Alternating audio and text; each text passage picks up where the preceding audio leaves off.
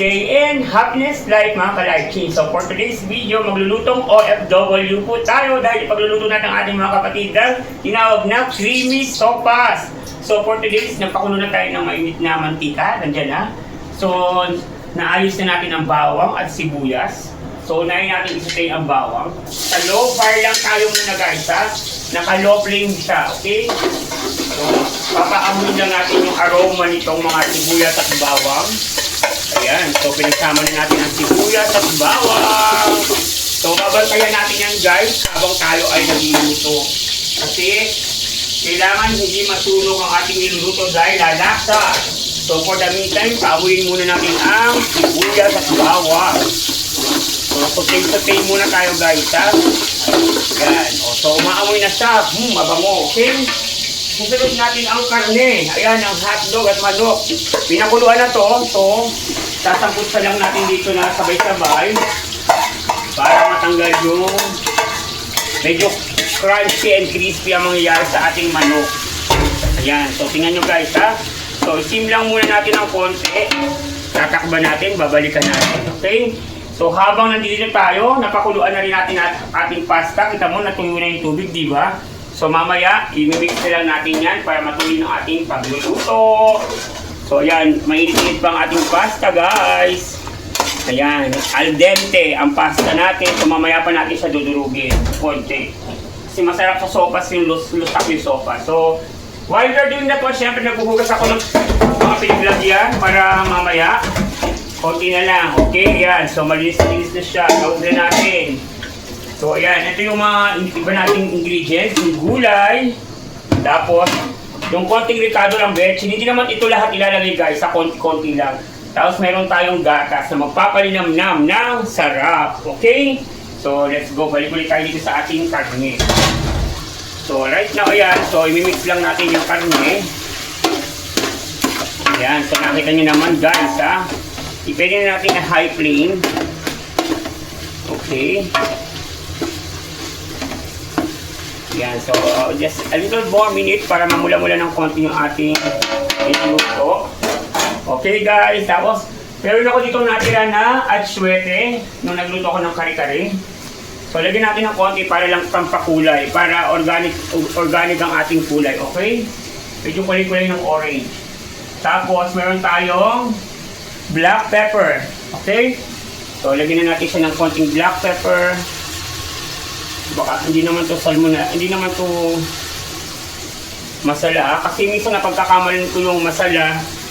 Ano mo napagkakamalan ko minsan kasi yung masala ng ano eh. So lagyan natin ng konting patis.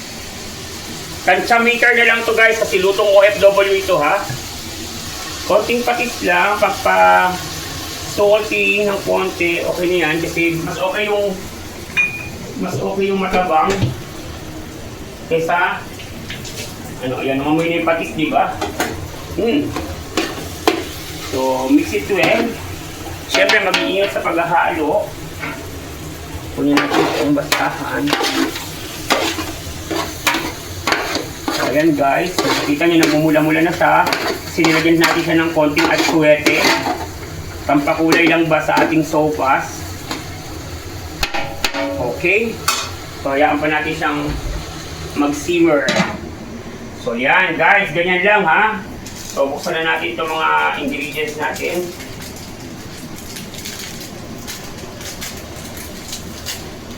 Siyempre yung konti dito para lumasa. Tapos ito, lalagay na natin dito para malasang-malasa siya. Yan lang ating pampalasa, excuse me. So linis-linis, okay? So, pwede natin ilagay ang ating next. Okay, ang ating creamy pasta. This is it, pansit. Ayan, hinalagay ko na ang aking pasta. Na pinakuloan, malambot na yan. Kaya konting papakuluan na natin naman ito yung manok at hotdog. Then, okay na siya. Ayan. So, nakita nyo guys, ha? Ayan. So, ngayon, yan lang natin siya dyan. Lalagyan ko siya na saan yung tulay. Excuse me. Kunin natin itong ano. Lagyan natin ng mainit na tubig. para mas matuling kumulo. Okay. Bigyan pa natin ng tubig. Kasi mas masarap sa pasta masabaw. Masabaw at mainit-init na sopas yan.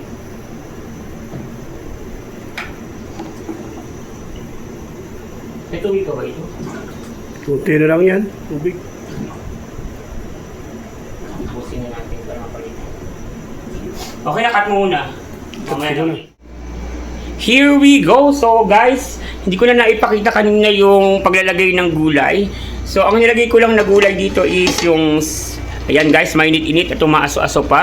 So meron na siyang repolyo, carrots, green bell, tapos merong ano ba isa mga nilagay na natin ng mga pampasarap na katulad magic sarap, chicken stock soup, and then asin paminta. Yun lang naman ang ingredients sa sopas natin. And then ilalagay natin mamaya yung gatas pag kulong-kulo na. Okay? So get ready para sa tikiman, lutong OFW sopas ng bayan. Ayan, eto na yung time. Tikiman ang lutong OFW sopas. Salamat at don't forget to like, share, subscribe dito lang sa Life Change OFW Journey. See you and bye-bye!